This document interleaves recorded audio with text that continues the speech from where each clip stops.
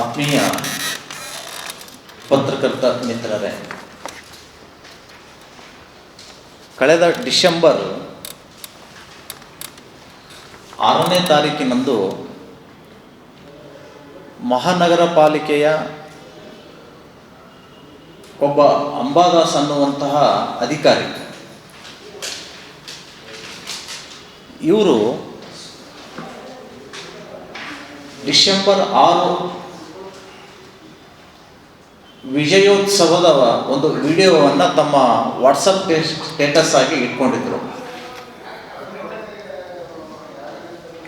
ಇದನ್ನು ಗಮನಿಸಿದಂತಹ ಕೆಲ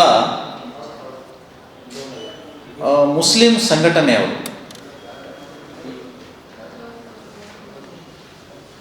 ವಿರೋಧ ಮಾಡಿ ಮಹಾನಗರ ಪಾಲಿಕೆಗೆ ಹೋಗಿ, ಇದಲ್ಲದೆ ಬ್ರಹ್ಮಪುರ ಪೊಲೀಸ್ ಠಾಣೆಯೊಳಗಡೆ ಆ ಅಧಿಕಾರಿಯ ವಿರುದ್ಧ FIR ಅನ್ನು ದಾಖಲು ಮಾಡಿಸಿದ್ದಾರೆ.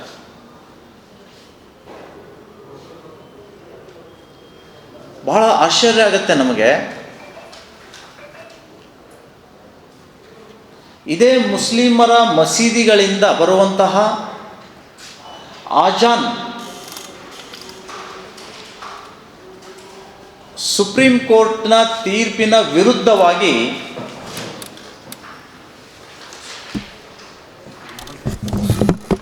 ಪ್ರತಿನಿತ್ಯ ಕೂಗ್ತಾರೆ, 5 ಬಾರಿ ಕೂಗ್ತಾರೆ.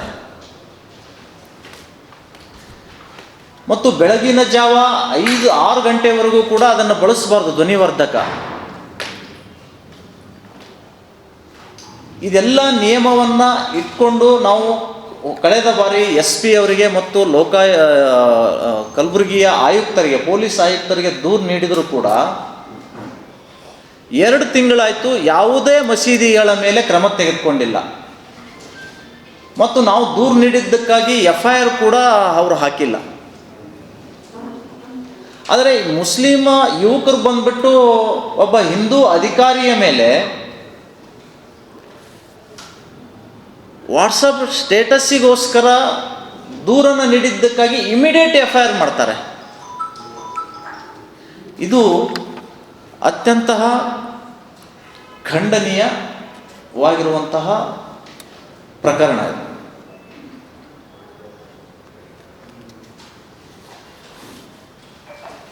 ಇತ್ತೀಚೆಗೆ ಕರ್ನಾಟಕ ಸರ್ಕಾರ ಒಂದು ಮಸೂದೆಯನ್ನು ಜಾರಿ ಮಾಡಲಿಕ್ಕೆ ಹೊರಟಿದೆ. ಪ್ರಚೋದನಕಾರಿ ಮತ್ತು ದ್ವೇಷ ಭಾಷಣಕ್ಕೆ ಕಡಿವಾಣ ಹಾಕುವ ಸಲುವಾಗಿ